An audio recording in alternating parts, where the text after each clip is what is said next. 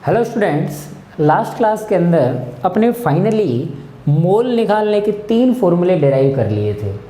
If given mass then divide by molar mass then you can find mole. If number of particles are given then divide by Na you can get mole. If STP पे अगर आप कोई work कर रहे हो then अगर कोई gas है, क्योंकि STP पे सिर्फ गैसों के लिए ही अपने पास वो फॉर्मूला वैलिड है। कौन सा बच्चों? कि volume of gas divide by 22.4 litre. आप वॉल्यूम किसी का भी नहीं ले सकते, आप लिक्विड का वॉल्यूम में डिवाइड बाई 22.4 लीटर नहीं कर सकते। Is it clear? ये आपके पास एक फॉर्मूला तैयार हो गया था। उसके बिहाफ पे कितने ही बच्चों हजारों करोड़ों क्वेश्चन बनाए जा सकते हैं, लेकिन उसका कंसेप्ट एक ही है कि सेंट्रल में मोल रहना है भाई, चाहे इधर से इधर जाए चाहे इधर से इधर जाए, मोल अपने पास क्लियरली समझ में आना चाहिए। ओके, जैसे देखो बच्चों, मान लो मैंने आपको एक एग्जांपल दिया कि जैसे 6.023 है, उसका जस्ट मैं डबल करना चाहता हूँ, तो मैं ऐसे लिख सकता हूँ 12.044। एक्चुअली के अंदर 2 3 कई बार 2 2 लिखा जाए, वॉट एवर वो चलेगा, इंटू 10⁻25 मोलिक्यूल ऑफ SO3 ले लेते हैं, ठीक है ना। अब मॉलिक्यूल्स ऑफ SO3 बेसिकली जो ये SO3 होता है गैस होता है, sulphur trioxide is a gas. तो मान लो इसके मैं इंडेक्स में क्या लिख देता हूँ, गैस, अगर आपको अभी पता नहीं है तो। मॉलिक्यूल्स आर टेकन, इतने मॉलिक्यूल्स बच्चों मैंने लिए, ठीक है। तो आप इसके लिए मुझे कैलकुलेट करके बताओ। देन कैलकुलेट, क्या क्या कैलकुलेट कर सकते हो, जो भी पॉसिबल क्वेश्चंस बन सकते हो वो सारे लिख डालूँ। जैसे कि मान लो क्या क्या कैलकुलेट कर सकते हो। First of all you have to calculate the mole of SO3। Uh, calculate the mole of SO3 के बच्चों मोल कितने होंगे आपको बताने हैं मुझे। देन आप मुझे ये बता सकते हो गया मास ऑफ SO3 कितना होगा। अगर मैं इतने मॉलिक्यूल SO3 के लूँगा तो उसका मास कितना होगा। ओके, सी, अगर मान लो ये गैस है, अगर मैं आपसे पूछूं STP पे आपको वर्क करना है मान लो, है ना, एट, या फिर ऐसे बोल दूं वॉल्यूम ऑफ SO3 गैस, कहाँ पे, STP पे, कितना इसका वॉल्यूम होगा इन लीटर, आपको लीटर में बताना है मान लो। टी, और आप क्या बता सकते हो मुझे, चलो आप बताओ मोल ऑफ सल्फर। SO3 की बात नहीं कर रहा बच्चों, इस बार मैं सल्फर की बात कर रहा हूँ, बराबर है। ओके, चलो और बताना मुझे मोल of oxygen atom, sulphur atom, इनके मोल बताओ। और मैं आपसे क्या एक्सपेक्ट कर सकता हूँ, मुझे बताओ मास ऑफ सल्फर, सल्फर के मास कितना होगा। या फिर आपसे मैं पूछूं कि मुझे बताओ मास ऑफ ऑक्सीजन एटम, इसमें जो ऑक्सीजन के एटम होंगे उनका कितना मास होगा बच्चों। आपसे मान लो मैंने पूछा नंबर ऑफ सल्फर एटम, वो एटम होंगे कितने, नंबर पार्टिकल्स कितने होंगे। जैसे कि मान लो मैंने पूछा आपसे नंबर ऑफ ऑक्सीजन एटम, जो एटम्स होंगे ऑक्सीजन के वो कितने होंगे। इट मीन्स ऐसे आपसे वो कितने भी टाइप के क्वेश्चन बनाए जा सकते हैं, बस आपका मेन जो आपका कंसेप्ट है ना वो अच्छा होना चाहिए। जैसे कि मान लो इस SO3 के मॉलिक्यूल्स दिए हुए हैं आपको, फर्स्ट ऑफ ऑल आप क्या कैलकुलेट करना चाहोगे, आपके दिमाग में क्या हिट करता है, एक्चुअली के अंदर मैं क्या करूँ, मोल ही कैलकुलेट करोगे, क्योंकि मोल ही अपने पास सेंट्रल अप्रोच है। अगर आपको पार्टिकल दिए हैं, मान लो बच्चों पार्टिकल्स दे रखे हैं, मैंने बोला कि मेरे पास मोल निकालने हैं तो डिवाइड बाय Na कर दो, आ जाएगा। आपको अगर मास निकालना है तो मास की तरफ चले जाना, और अगर आपको वॉल्यूम निकालना है तो वॉल्यूम की तरफ चले जाना, लेकिन बीच में सेंट्रल अप्रोच तो कौन रहेगी, मोल ही रहेगी। ओके, चलो first of all upon calculate करते हैं बच्चों, ए का सॉल्यूशन करते हैं। मोल ऑफ SO3 कैसे कैलकुलेट करोगे, बोलो। SO3 इज इक्वल्स टू, किसके मोल कैलकुलेट कर रहे हो, SO3 के, तो आपको SO3 के ही नंबर चाहिए पार्टिकल्स, तो बोले SO3 के दिए हुए sir 12 into 12.044 into 10⁻25 divide by Na, आपको मोल मिल जाएंगे। ये लो, तो ये कितने हो गए बच्चों, 2 टाइम्स तो ये हो गया, है ना। ये आप 23 या फिर 22 वो एक ही बात है बच्चों, है ना, इतना चलता है फिजिकल में। तो कितना हो गया बच्चों, ये 2 टाइम्स और ये कैंसिल हो गया, 100 रह गया। इसका मतलब 200 मोल्स मिले। आप मुझे ये बता सकते हो क्या ये 200 मोल किसके हैं ये? तो बोलेंगे सर ये 200 मोल है ना उस SO3 के हैं, क्योंकि आपने मॉलिक्यूल्स भी तो किसके लिए थे, SO3 के लिए थे, तो ए आ गया। क्या बात ठीक है? पहला calculate the mole of SO3, is it clear और नॉट? ओके। अब मुझे आप एक बात और बताओ, जैसे अगर मैं SO3 का 1 मोल लेता, आप थोड़ा लॉजिकली बताना मुझे, तो बच्चों इसमें सल्फर कितने मोल होता? या फिर मैं ऐसा पूछूं कि एक मॉलिक्यूल लेता मैं SO3 का, तो उसमें सल्फर के एटम कितने होते? तो बोले 1, ऑक्सीजन के एटम कितने होते? 3, तो मैं इंटू Na कर दूंगा तो वो मोल टर्म में वर्क करने लग जाएंगे। तो अगर मान लो मैंने बोला 1 मोल of SO3 contain 1 mole of sulphur atom, मैंने बोला कि चलो ऑक्सीजन का 1 मोल में सर 3 मोल ऑक्सीजन के एटम होंगे, है ना, 3 मोल of oxygen atom. Is it clear और नॉट? ये बात कंसेप्ट समझ आया? ओके। आपके पास ये 1 मोल तो नहीं है, तो ये तो कितने हैं? तो 200 मोल है ये तो 200 के अकॉर्डिंग कैलकुलेट कर लो। मैंने बोला कि सल्फर के मोल कितने, कहीं पे भी बच्चों मोल की बात की है मैंने, तो मैंने पूछा ही नहीं सल्फर के मोल कितने। चलो इसकी बात, इसके ऊपर आ जाओ, SO3 का मास कितना? तो मास कैसे कैलकुलेट करते हैं? मोल से जाएंगे अपन, है ना। तो बोलेंगे मोल क्या होता है बच्चों?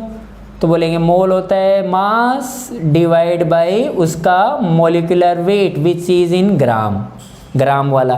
तो ग्राम वाला कुछ नहीं, उसकी यूनिट ग्राम लगा दो, बाकी तो वैसे ही करना है। तो SO3 का बच्चों मॉलिक्यूलर वेट कितना होगा?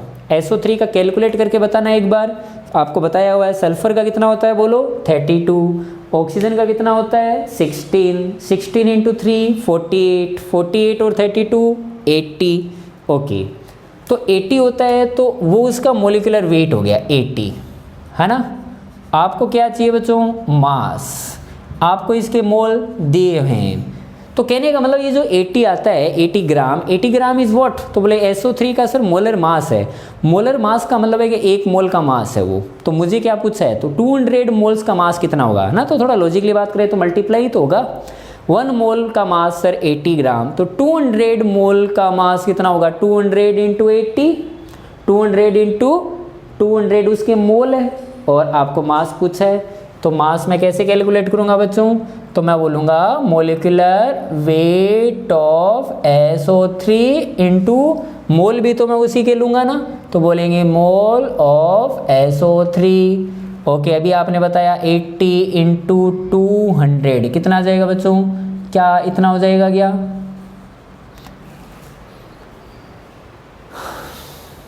क्लियर हो गई बात?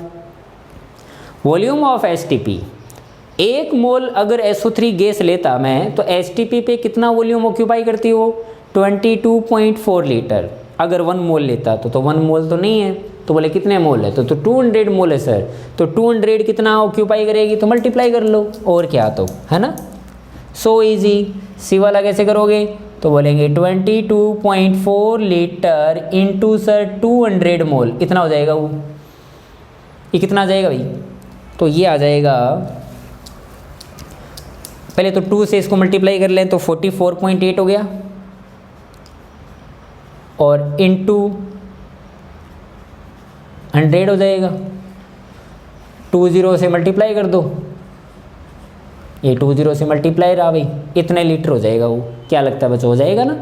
चलो डी वाला बोलो। अब इसने क्या बोला है भाई? मोल of sulphur atom, mole of oxygen atom. तो अभी मैंने बताया था ना पहले यहाँ पे करके।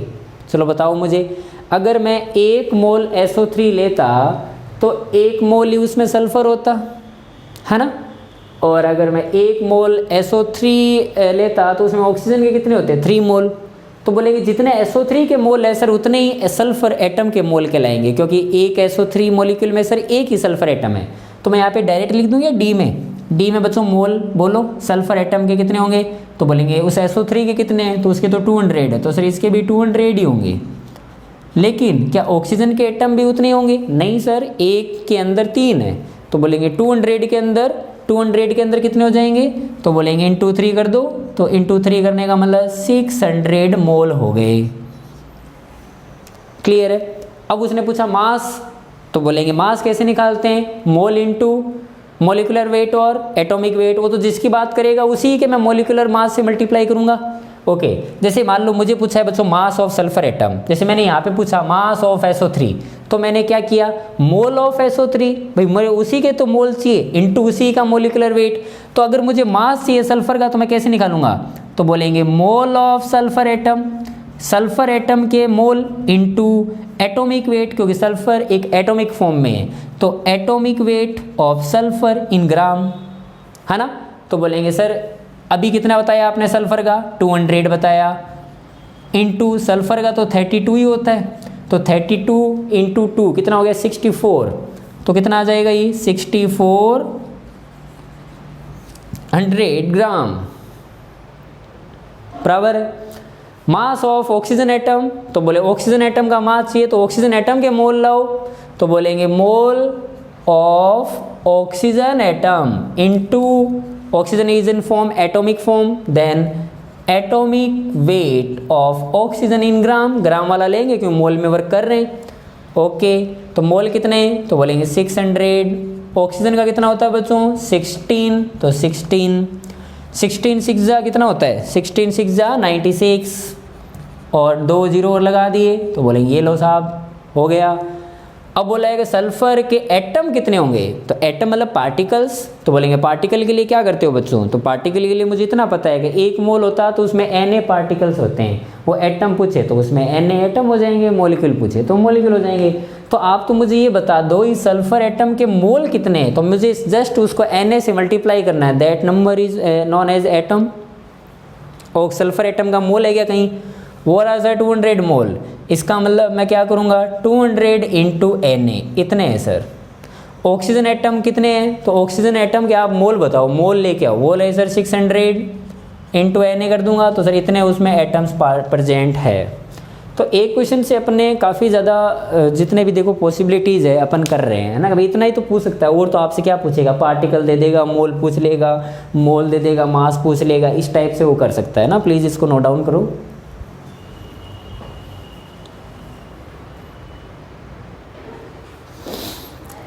ओके बच्चों कर लोगे इस टाइप से।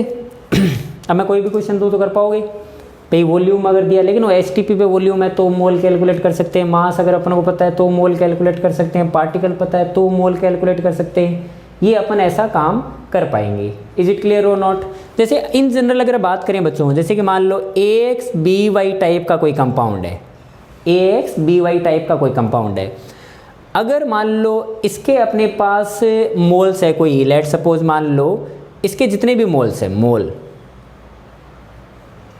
है ना, ये मोल किसके हैं भाई, AXBY के मोल है। जो भी मोल है 5 मोल 10 मोल, या फिर मैं चलो डेटा ले लेता हूँ, मान लो बच्चों इसके 5 मोल है।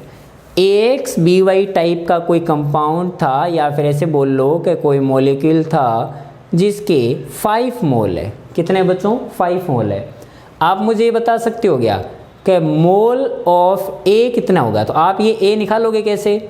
मैंने आपसे पूछा कि मोल ऑफ B निकालना है, तो आप कैसे निकालोगे भाई, कैसे निकालोगे बच्चों, इनडायरेक्टली क्या करोगे कि भाई इसके साथ टोटल 5 मोल है ना, तो 5 मोल है तो अपन को सिर्फ एक ही चाहिए ना, तो सर एक अगर आप मॉलिक्यूल लेते हैं ना तो उसके अंदर X मोल होते A, तो मैं बोलूँगा X into mole of AXBY, यहाँ पे क्या बोलूँगा Y into mole of AXBY, ऐसे ही तो करता मैं भाई। अपन बोलते कि इसके अगर टोटल सर 5 मोल है ना, तो सर A के 5X मोल होंगे और इसके कितने होंगे 6Y मोल होंगे। ये बात आपको सेट हुई कि नहीं हुई,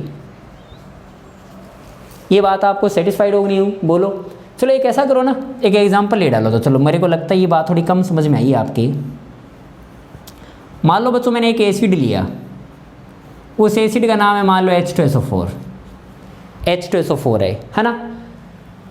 अगर ये H2SO4 है तो मैंने इसका बोला चलो 5 मोल है, तो अब मुझे आप ये बताना एक बार कैसे कैलकुलेट कर रहे हो आप। मैंने बोला कि मोल ऑफ हाइड्रोजन कितने होंगे, मोल ऑफ सल्फर कितना होगा, मोल ऑफ ऑक्सीजन कितना होगा। तो ये कैलकुलेट कैसे कर रहे हो आप, तो बोलेंगे सर 1 मोल अगर मैं H2SO4 लेता ना तो उसमें 2 मोल होते हैं हाइड्रोजन, मैं तो बोल रहा हूँ 5 मोल ले रहा हूँ, तो आप क्या कर रहे हो 2 × 5 ही तो कर रहे हो। मैंने बोला सल्फर के, तो सल्फर सर 1 ही है, 1 मोल H2SO4 लेता तो उसमें एक ही सल्फर होता, 5 मोल लोगे तो सर 5 × 1 है ना, 1 × 5 कहने का मतलब। अगर ऑक्सीजन की बात करूँ तो 4 × 5। एक्चुअली के अंदर ये क्या है, दिस इज इंडेक्स, और इधर वाले क्या है, दिस इज मॉलिक्यूल या फिर मोल ऑफ कंपाउंड। तो इसका मतलब अगर आपको मान लो कोई बोले कि let suppose this one is known as compound, मान लो एक कंपाउंड है, दो या दो से ज़्यादा एलिमेंट से मान लो मिलकर बना हुआ है, मुझे किसी भी कंपाउंड में एलिमेंट के मोल चाहिए, तो आप क्या करोगे, उसका इंडेक्स मल्टीप्लाई कर दो उस कंपाउंड के कितने मोल है, इनडायरेक्टली ये तो कर रहा हूँ मैं, है ना। जैसे mole of any element in any compound, कोई कंपाउंड है, वो कंपाउंड लेट सपोज 2 और मोर देन 2-3 एलिमेंट से मिलके बना हुआ है, मुझे किसी एक पर्टिकुलर एलिमेंट के मोल चाहिए, तो कैसे करें, तो इंडेक्स ऑफ दैट एलिमेंट, उस एलिमेंट का इंडेक्स मतलब वो कितने हैं, इनटू उसके पूरे के मोल कितने हैं, मोल ऑफ दैट कंपाउंड, पूरे के कंपाउंड के कितने मोल है। ये एक्चुअली के अंदर एक फॉर्मूला तो क्या है ये, है ना, ये ऐसे लॉजिकली समझ में आ रहा है, ऐसे ही करेंगे और तो क्या है, और तो कोई नया काम नहीं है, इसी टाइप से करना होगा आपको। ओके, एक चीज़ और, मान लो आपको कभी परसेंटेज कैलकुलेशन करना पड़े, तो जैसे कि मान लो ए है, बी वाई है, this is known as compound which is made from A and B. I want to calculate percentage of A. इसमें A कितना है और B कितना है, how to calculate percentage of A। बच्चों परसेंटेज कैसे कैलकुलेट करते हैं, परसेंटेज मीन्स व्हाट, कि जैसे कि मान लो खुद कितना है उसके अंदर, तो खुद का mass divide by total mass into 100, ऐसे पता कर सकते हो या नहीं कर सकते हो। तो मैं क्या बोलूँगा भाई, percentage of A is equals to, अगर आपको कुछ नहीं दे रखा है तो उसका एटॉमिक मास करें, तो बोलेंगे atomic weight of A, atomic weight of A कितना है, डिवाइड बाई और x मल्टीप्लाई होगा, x से मल्टीप्लाई क्यों किया भाई इतना ज़्यादा हो जाएगा वो, और डिवाइड में क्या आ जाएगा, पूरे का टोटल का, तो पूरा टोटल मिला के molecular weight of AXBY into 100। क्या परसेंटेज आप ऐसे ही कैलकुलेट करोगे या नहीं। अगर मान लो मैंने आपसे बोला कि परसेंटेज ऑफ बी कैलकुलेट करना है, तो दो रास्ते हैं, क्या कि परसेंटेज तो सर टोटल 100 होता है, तो इस ए का कैलकुलेट कर लो, उसको 100 में से माइनस कर दो, वही आंसर आएगा। वैसे नहीं करना चाहो तो बोलेंगे atomic weight of B into Y, वो वाई टाइम्स है, डिवाइड बाई टोटल मिला के कितना है, तो बोलेंगे molecular weight of AXBY into 100। इस टाइप से तो कैलकुलेट करोगे, है ना। जैसे लेट सपोज अपन एक H2SO4 लेते हैं, ठीक है, उस H2SO4 में आपको सभी का परसेंटेज बताना है।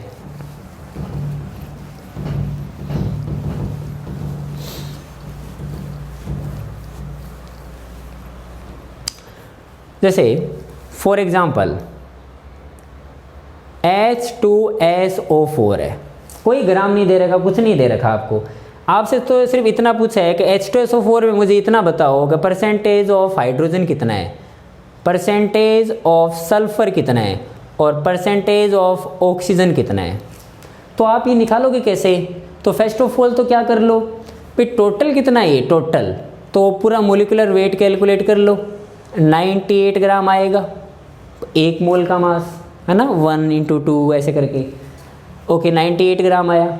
अब बोलेंगे इसमें हाइड्रोजन कितना है, तो बोले हाइड्रोजन है कितना मास वाइज, तो बोलेंगे सर 2 है, 1 इंटू 2 ग्राम ही है। PHL के अंदर आप मल्टीप्लाई तो कर रहा हूँ मैं x से, एटॉमिक से, तो बोलेंगे सर 2 डिवाइड बाई 98 इंटू 100, इतना अपने पास हाइड्रोजन है। सल्फर कितना है, तो बोलेंगे सल्फर इस कंपाउंड में कितना है, तो बोले एक ही है सल्फर, 32 टोटल कितना है 98 इंटू 100।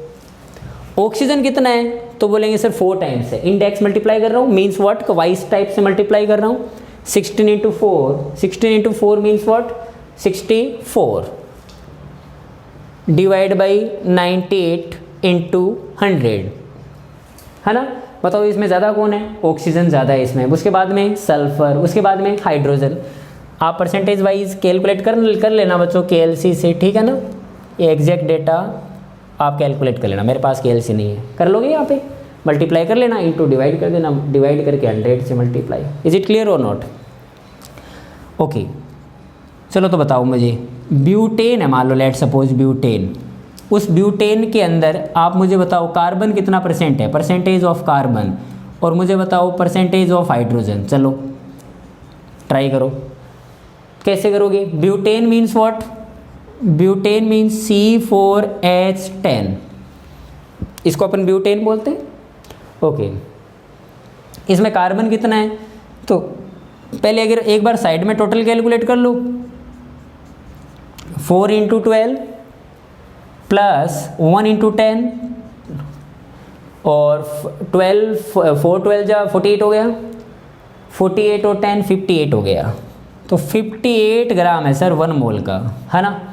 और कार्बन कितना बच्चों, तो इसमें बोलेंगे कार्बन है 12 into 4 means 48 divide by 58 into 100, calculate कर लेना, इतना कार्बन है उसमें। हाइड्रोजन की बात की जाए तो बोले हाइड्रोजन से 10 है, टोटल कितना है 58 है इंटू 100, तो इतना परसेंट उसमें हाइड्रोजन अवेलेबल है। परसेंटेज कैलकुलेट कर लोगे ना, ऐसे मान लो मैं कोई भी दूँ तो उसमें कैलकुलेट करना है आपको।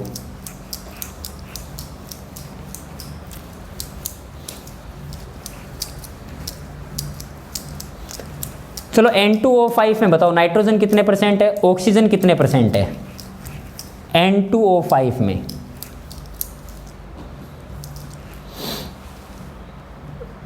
N2O5 है ना, N2O5 डाई नाइट्रोजन पेंटाऑक्साइड है, ये नाइट्रोजन का ये एक ऑक्साइड्स होता है ना। उसमें मुझे आपको ये बताना है कि परसेंटेज ऑफ नाइट्रोजन कितना होगा और परसेंटेज ऑफ ऑक्सीजन कितना होगा, ठीक है ना। ये कर लेना, और किसी से अगर ना हो तो मुझे बताना। कैसे करोगे, पहले टोटल कैलकुलेट कर लो, फिर नाइट्रोजन का डिवाइड बाई टोटल, ऑक्सीजन का पूछा है तो ऑक्सीजन का मास डिवाइड बाई टोटल, है ना, ऐसे करना है आपको।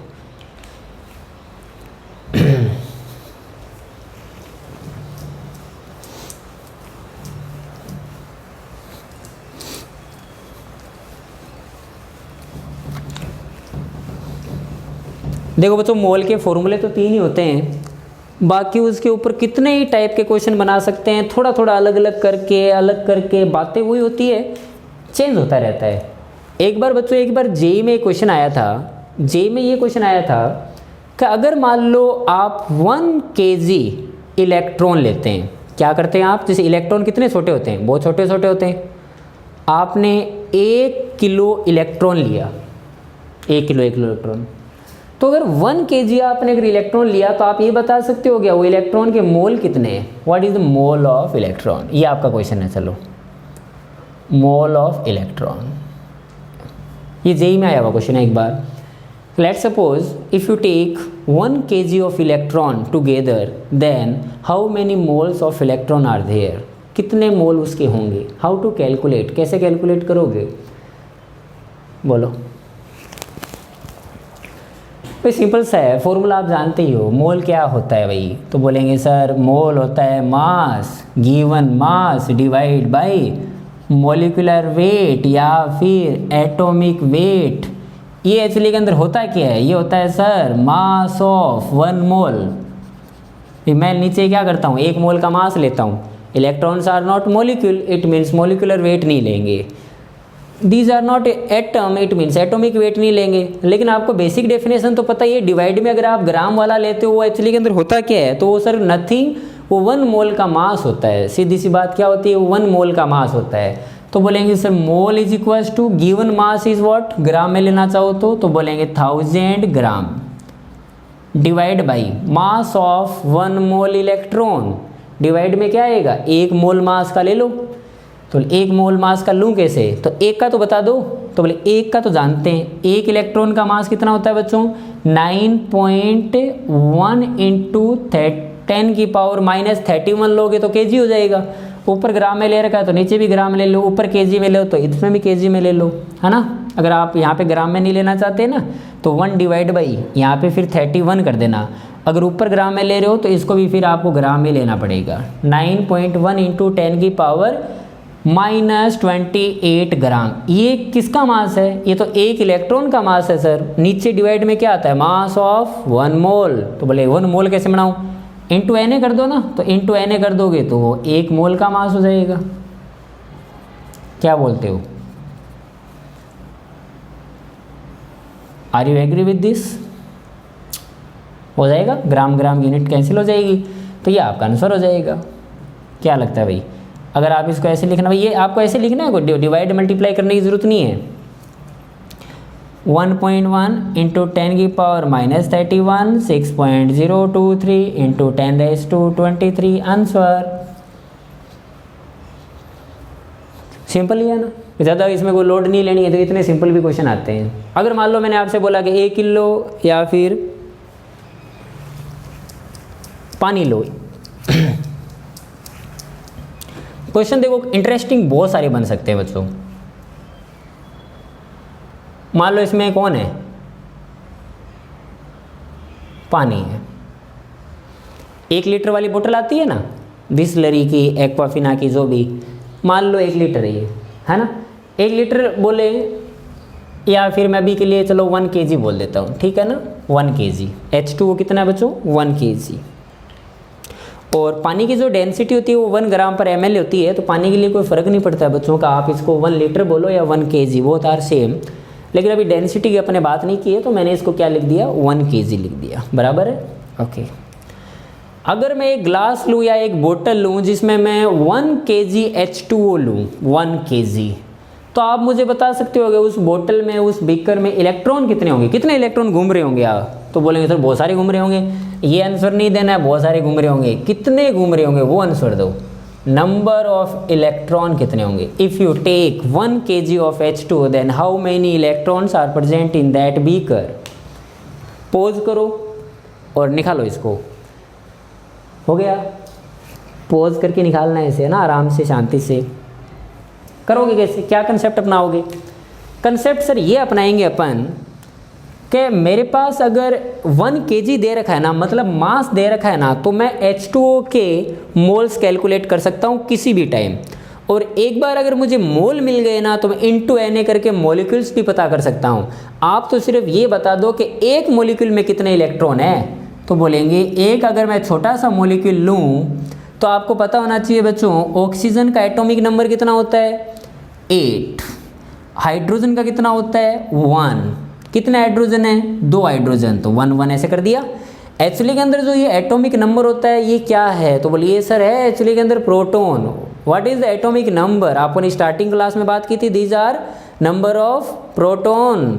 तो जितने प्रोटॉन होते हैं सर उतने इलेक्ट्रॉन होते हैं, क्यों? न्यूट्रल है, कोई चार्ज नहीं है, तो OBS है। इसका मतलब ऑक्सीजन के 8 इलेक्ट्रॉन और 2 हाइड्रोजन है, तो एक इलेक्ट्रॉन उनके, तो टोटल मिला के मैं ऐसा बोल सकता हूँ कि अगर H2O का 1 मॉलिक्यूल लिया जाए, 1 molecule of H2O, then it contain 10 electron.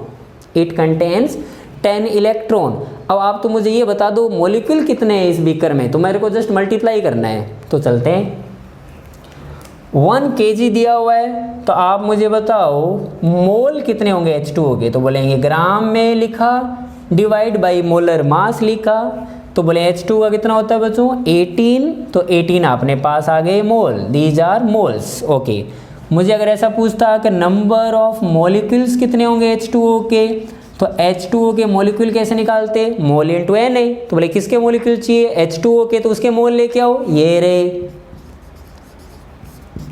Into क्या करना है? Na। तो ये क्या है बच्चों? ये आया मॉलिक्यूल्स, नंबर ऑफ मॉलिक्यूल्स। मुझे क्या पूछा है? Number of electron. तो बोले एक मॉलिक्यूल में कितने? 10। तो इतने मॉलिक्यूल में कितने? Into 10 into Na into 10, answer इतने इलेक्ट्रॉन होंगे।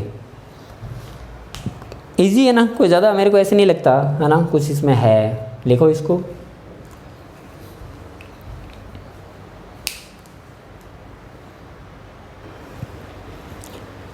आ गई बच्चों बात समझ में, है ना, कैसे करना है।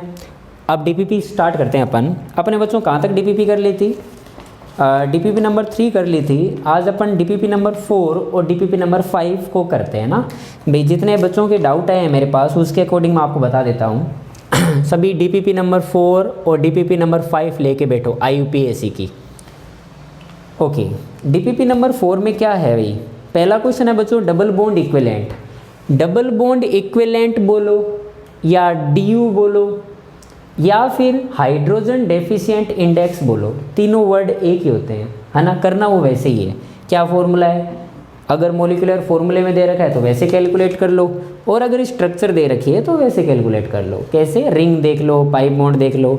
लेकिन बच्चों कई बार ज़्यादातर बच्चे गलती करते हैं ना, तो रिंग तो दिख जाती है, पाइप बॉन्ड कई बार छुपे हुए रहते हैं। जैसे कि मान लो फंक्शनल ग्रुप है, साइनाइड है क्वेश्चन नंबर 2 में, तो साइनाइड में बच्चों ट्रिपल बॉन्ड होता है तो उसमें 2 पाई होते हैं, तो उसको बच्चे ना जर्नली भूल जाते हैं। CHO होता है तो एल्डिहाइड में भी C डबल बॉन्ड O होता है तो उसे भूल जाते हैं। कार्बोक्सिलिक एसिड वाले को भूल जाते हैं, तो आपको इनको भूलना नहीं है, ठीक है। ओके, उसके बाद में फंक्शनल ग्रुप वे वाला हो जाएगा, कोई दिक्कत नहीं आएगी, ठीक है। क्वेश्चन नंबर 5 हो जाएगा। क्वेश्चन नंबर 6 में भी कोई डाउट नहीं आया होगा भाई। फंक्शनल ग्रुप काउंट करने हैं आपको, डिफरेंट कितने हैं, और डबल बॉन्ड इक्विवेलेंट काउंट करना है। रिंग देख लो, पाइप बॉन्ड देख लो, कोई बड़ा काम नहीं है ना। 7th में विच functional group is not present, तो इसमें बच्चों कौन सा नहीं है? एल्कोहल इसमें है, कीटोन भी है इसमें, कार्बोक्सिलिक एसिड इसमें नहीं है बच्चों, एमाइड भी नहीं है। इसमें बच्चों 2 आंसर आएगा, इसमें 2 आंसर आने चाहिए 7th वाले में। कार्बोक्सिलिक एसिड भी नहीं है इसमें, और इसमें बच्चों एमाइड भी नहीं है। एमाइड एक्चुअली के अंदर किसे बोलते हैं? एमाइड बोलते हैं कि C डबल बॉन्ड O होना चाहिए, पास में नाइट्रोजन होना चाहिए। अगर वो यहाँ पे NH2 हुआ तो 1 डिग्री का कहलाएगा, NH हुआ तो 2 डिग्री का एमाइड होगा, और N होगा तो 3 डिग्री एमाइड होगा। बट होना तो चाहिए ना, है ही नहीं। और कार्बोक्सिलिक एसिड तो कहीं दिख ही नहीं रहा, तो इसमें आंसर आएगा C एंड D दोनों के दोनों।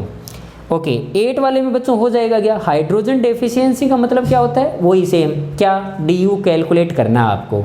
तो अगर कभी भी मान लो इस टाइप की 3D स्ट्रक्चर में आपके बैठ नहीं रही है बात, तो आप क्या कर लो?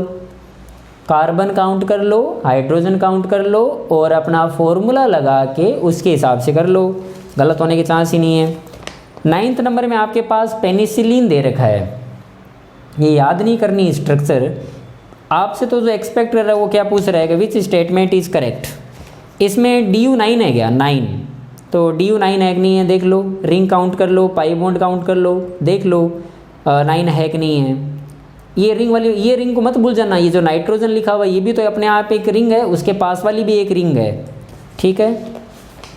10th वाला इजी है, हो जाएगा। Homologous are having similar physical property and different chemical property, गलत है ना ये तो, उल्टा लिख दिया उन्होंने। क्या लिखना चाहिए था उन्हें? Similar chemical property and different physical property, तो पहला गलत। They are having different molecular mass, having same functional group, बिल्कुल सही बात है बच्चों। मोलिकुलर मास तो डिफरेंट होगा ही, क्योंकि उसमें जस्ट एक नेक्स्ट होमोलोगस अगर अपन लेंगे तो उस केस में एक CH2 का डिफरेंस आ जाता है, उसके केस में 14 मोलिकुलर वेट का डिफरेंस आ जाएगा, है ना। DPP नंबर 5 भी कर डालो ना, कुछ ही नहीं है इसमें।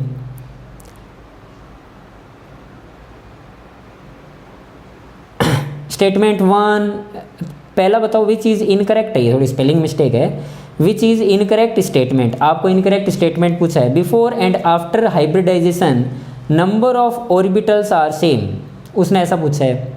ड्यूरिंग हाइब्रिडाइजेशन, ये बच्चों आप कर लोगे क्या? मतलब इसमें एक बार स्टार्टिंग में अपने बातें की थी ना, ये वो वाली बात कर रहा है हाइब्रिडाइजेशन के बारे में। जैसे sp3 होता है, sp2 होता है, sp होता है, तो उसमें क्या होता है? मिक्सिंग होती है ना। तो जो अपन ऑर्बिटल मिक्सिंग में पार्टिसिपेट कराते हैं उतने ही नंबर में तो अपन को हाइब्रिड ऑर्बिटल जनरेट होंगे।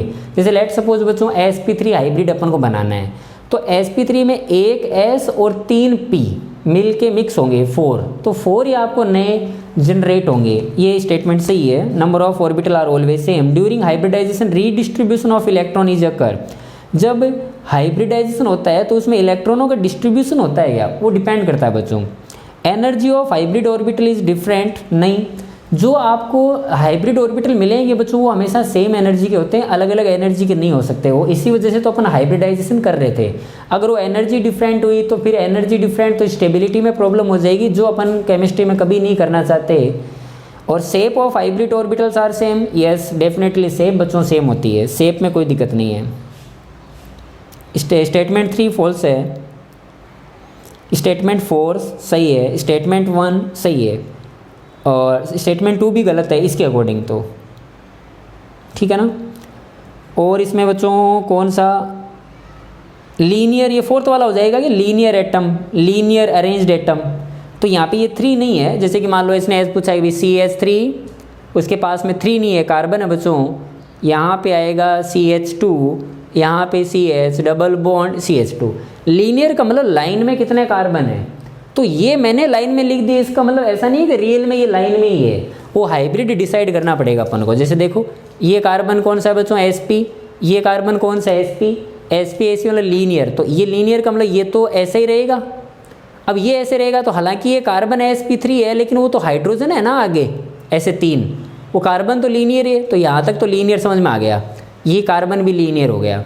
लेकिन ये कार्बन कौन सा है बच्चों sp3, तो अगर ये sp3 है तो ये अब ये अगला वाला कार्बन जो बनाएगा ना ये लाइन में नहीं होगा, ये इधर चले जाएंगे ये से, तो मेरी तो लाइन तो टूट गई ना, तो बोलेंगे only 4 carbon are arranged in linear manner.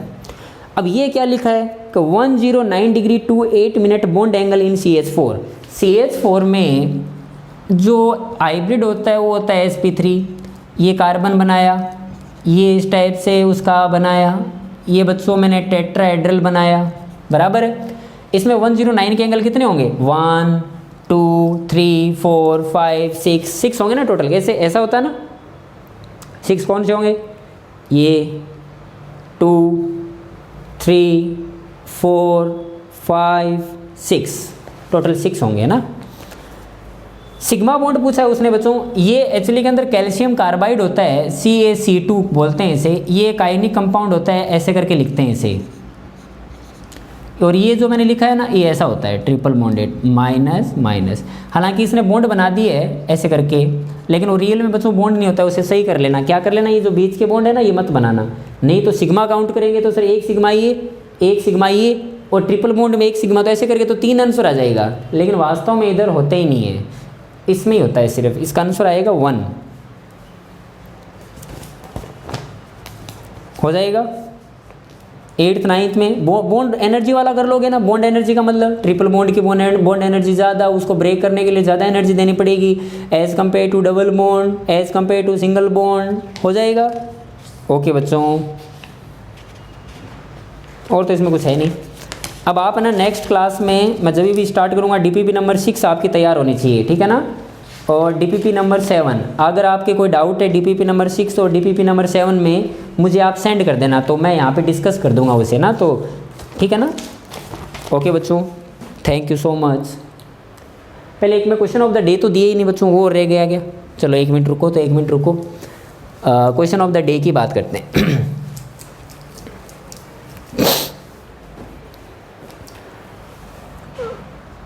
If 1.6 gram CH4 means what, methane is taken, then calculate the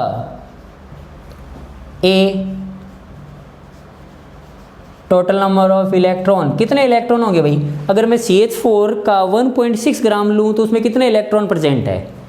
B total number of proton भी बता दो, चलो बात तो एक ही है, लेकिन आपके थोड़ा अच्छा लगेगा आपको, ये आपका आंसर है बच्चों। A और B आप बता दोगे ना तो आपका क्वेश्चन ऑफ द डे का आंसर आ जाएगा। क्या क्वेश्चन समझ में आ गया, 1.6 gram of methane is taken, वो किया था ना अभी पानी वाला का 1 kg H2O लिया तो उसमें कितने इलेक्ट्रॉन थे, सेम कंसेप्ट पे काम करना, और आपको पता होना चाहिए इलेक्ट्रॉन और प्रोटॉन का आंसर सेम ही आना है ना, जितने प्रोटॉन होते हैं उतने ही तो इलेक्ट्रॉन होते हैं, बट पूछने का तरीका बदला जा सकता है ना।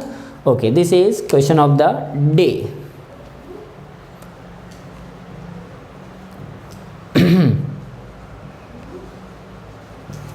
ओके बच्चों, थैंक यू नाउ।